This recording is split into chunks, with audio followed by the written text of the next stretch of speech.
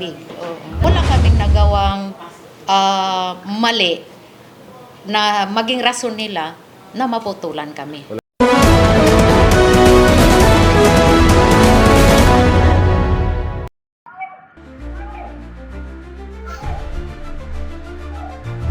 Makikita sa video ang pagparada ng truck na may sakay ng mga tao.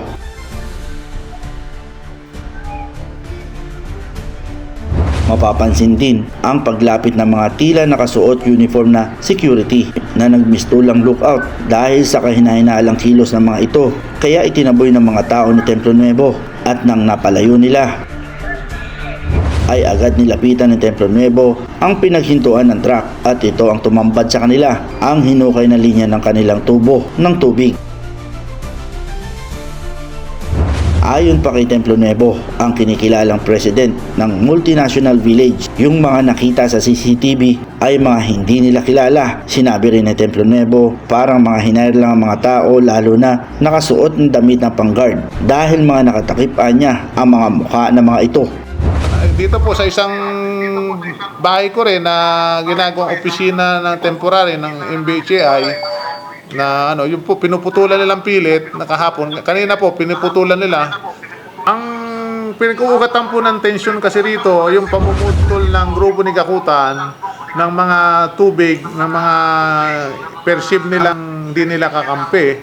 Tingin ko hinahire nila illegally itong mga nung kabilang grupo po na mga ewan ko po kung saan ako, mga hindi na po namin kulala, hindi naman itong mga homeowner po ito. Mga nakatakip po ang mukha, including yung security agency nila, mga nakatakip ang mga mukha. Nakaskimas. Ang hinain naman ng madre na si Sister Jo, mahirap walang tubig at nagbabayad naman anya sila ng tubig. Mahirap pag walang tubig. Oo. Wala kaming nagawang mali na maging rason nila na maputulan kami.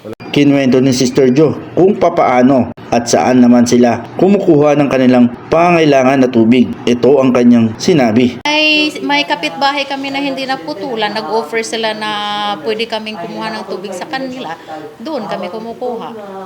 Dagdag pa ni Sister Jo, patanong na sinabi kung may nilad sila, dapat bago sila mamutol ng linya ng tubig, dapat kinakausap muna anya sila, tanungin kung nagbabayad ba o hindi. Ang tanong lang namin kasi kung hindi sila illegal na pumutol, dapat inform yung may-ari ng bahay. O bakit mo puputulin yung connection ng tubig na hindi ka nagpapaalam sa may-ari? Dapat kakatukin na muna, since hindi ka nagbayad sa amin, nagpadala kami ng notice sa inyo, now it's time to cut off your water, di ba? Ganun yun. Kung talagang totoo sila. Kung may mga resibo kami,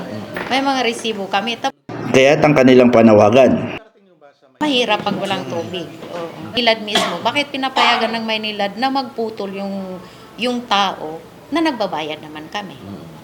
Yun lang yung gusto na iparating sa Maynilad. Kung sana meron silang magawa, kasi nagbabayad naman kami. Kung maghahanap sila ng proof kung nagbabayad ba kami o hindi, meron kami maipapakita.